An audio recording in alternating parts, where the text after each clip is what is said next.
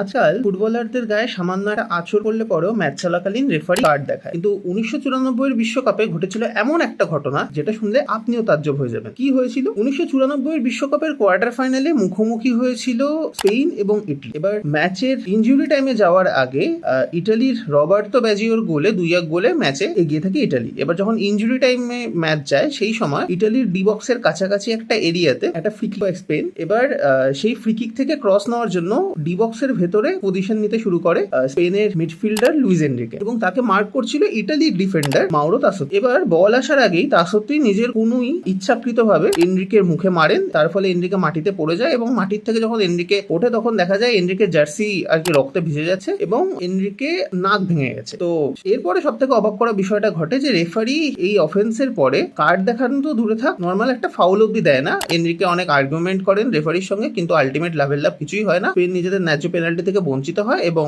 World cup থেকে knock out হয়ে যায়। এবার ম্যাচ চলাকালীন বেঁচে গেলে পরেও পরবর্তীতে ফিফার আর কি ভিডিও রেকর্ডিং এর ফুটেজকে ফিফা আর কি প্রমাণ হিসাবে প্রডিউস করে মাউরো তাসোতির উপর 8 ম্যাচের ব্যান লাগায়, যা এখনো অব্দি ওয়ার্ল্ড কাপের ইতিহাসে সর্বোচ্চ শাস্তিগুলোর মধ্যে একটা।